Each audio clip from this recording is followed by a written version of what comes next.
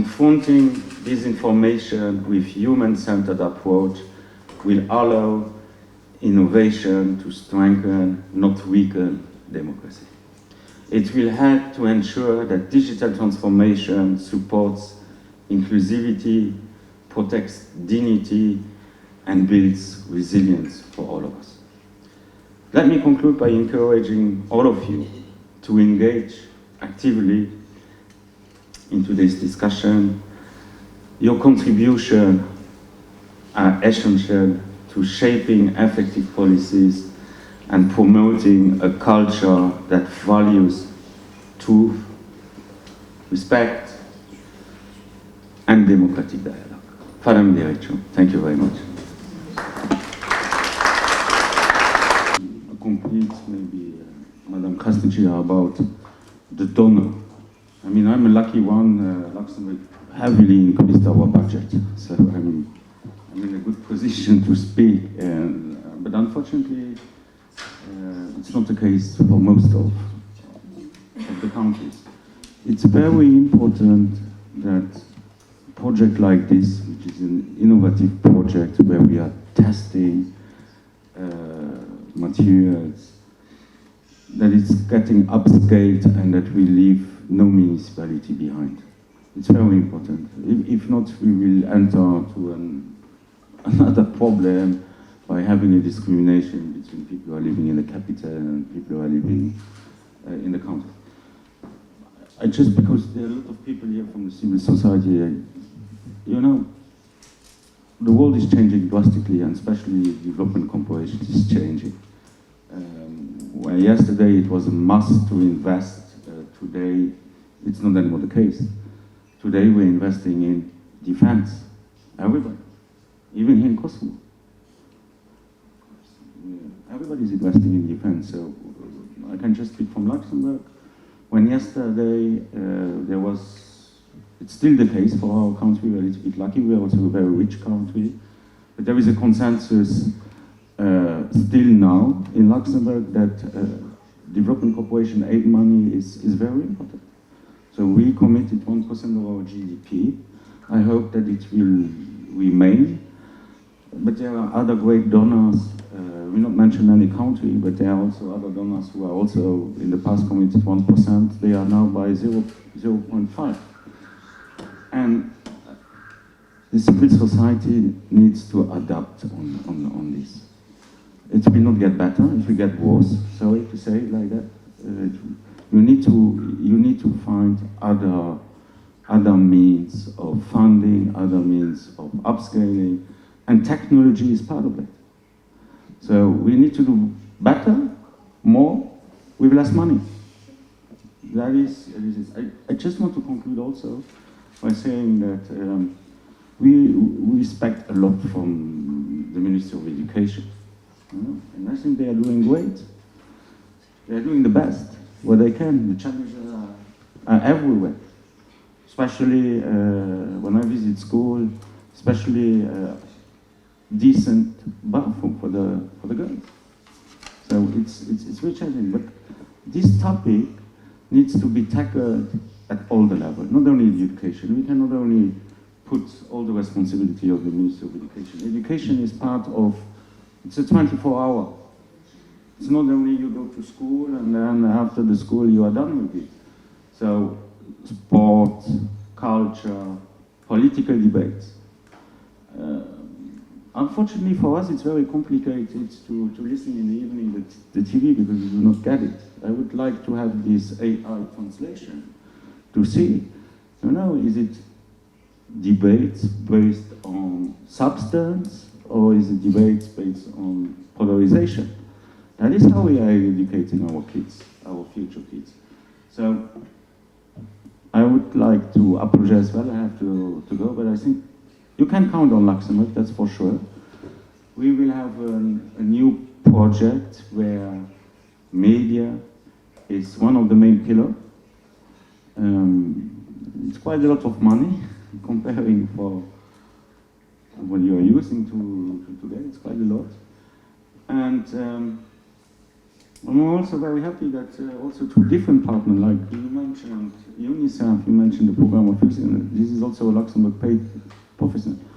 We are here to help you to get this critical thinking, because that is how Luxembourg build up the success.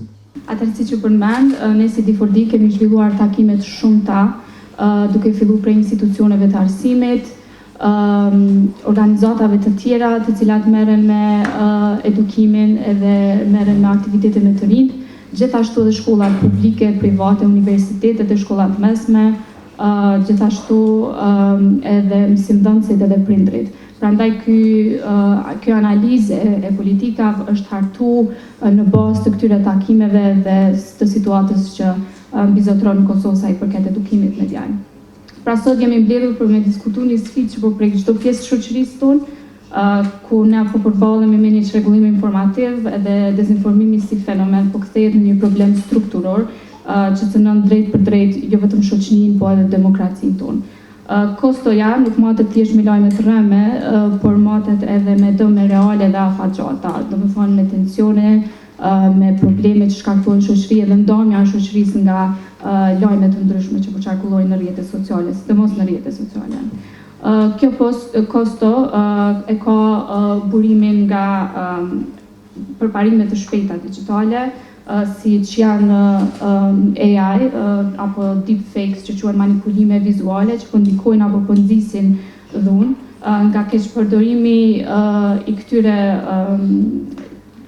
le të themi këtyre mjeteve teknologjie që i kemi çojmë në bosbesim ndaj shumë gjërave, keqpërdoret besimi në fe, keqpërdoret besimi në mjeksi, keqpërdoret besimi në shkencë, edhe në edukim, dhe prandaj ky është një problem strukturor që ne e kemi. Ajo çka na si D4D kemi kërku non-stop ka qenë le të themi një imunizim digital psikologjik i shoqërisë, sidomos i të rinjve. Me imunizim duam të themi se duam që fëmijët ose të rinjt tanë të jenë të aftë të filtrojnë informatat që i marrin në internet. E kemi thënë disa herë dhe përsërisim prapë që dezinformatat varen nga vëmendja e publikut. Na nuk mundemi me ndalë keqpërdorimet me AI, nuk mundemi me ndalë propagandën dhe dezinformimin, por na mujmë me kriju një shoqëri që janë të aftë me filtru llojin e informatës që ata e marrin, në mënyrë që mos t'i jepet vëmendja informatave të parëndësishme të dëmshme në shoqërinë tonë. Prandaj, ne kemi një analizu sistemin e arsimit në Kosovë, le të themi një lloj gjendje që e kemi sot këtu. I kemi lëndët edhe tekstet e vjetruara, po kur themi të vjetruara e themi në esencin që është vështirë me i përdisu tekstet shpesh, sepse teknologjia po ecë edhe dalin fenomene të reja, ndërsa tekstet shkollore mbesin të njëjta për sa vite.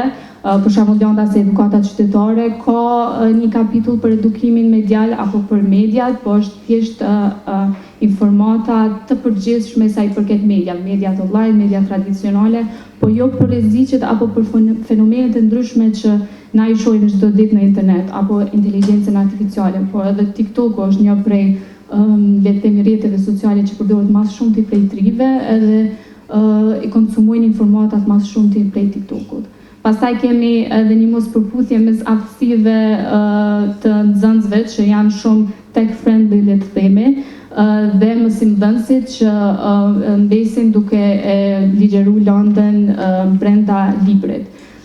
Kjo shkakton një problem, sepse të rinjt janë më të aftë në formën digjitale, ndërsa mësimdhënësit janë më tradicional sa i përket librave.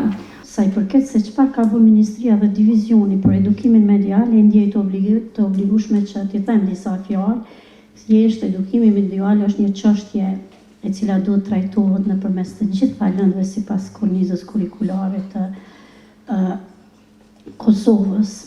Dhe ajo nuk duhet të ndahet nga asnjë lëndë, ashtu siç e tha edhe Petriti më herët, e ndëgjova, mund të realizohet në secilën lëndë. Por qasja ne duhet kemi përgatitje të stafit në mënyrë që ata të qasën kësaj çështje ndërkurrikulare dhe fëmijët tonë të vetëdijsohen për rëndësinë e përdorimit me përgjegjësi të internetit apo të platformave digjitale, edukimit medial, sidomos për ta ngritë cilësinë edhe për ta arritur rezultatet e cilat janë të paraparë. Ministria e Arsimit, duke pas parasysh që ka si kërkesë të kornizës kurrikulare edukimin medial, ka bërë disa hapa. Fillimisht e kemi trajtu si çështje ndërkurrikulare, jemi mundu që mësimdhënësit të kenë informatën dhe ta kuptojnë se ç'është me edukimi medial. Me OSB-n kemi pas një bashkëpunim dhe kemi mbajtur një trajnim me mësimdhënës të caktuar për ta kuptuar konceptin e edukimit medial. Pastaj aktivitetet kanë vazhduar, OSB-ja i ka vazhduar aktivitetet dhe trajnimet, por në mënyrë të pambarur nga ministria, me mësimdhënës nëpër regione të caktuara, që besoj se mësimdhënësit kanë marrë informata edhe për rëndësinë e edukimit medial dhe për rreziqet. Do të thotë, Ministria e Arsimit përveç që ka hartu dokumentet bazë, ajo është marrë edhe me organizimin e trajnimeve përmes OSB-jeve apo përmes formave të tjera lokale dhe ndërkombëtare për vetëdijsimin e mësimdhënësve. Se sa zbatohet në shkolla dhe si zbatohet, ende nuk e kemi një informatë të saktë dhe nëse them diçka mund të mos e them saktë, por e di se edukimi medial është prit shumë mirë në disa shkolla, kanë kërkuar me u bë bile lëndë e veçantë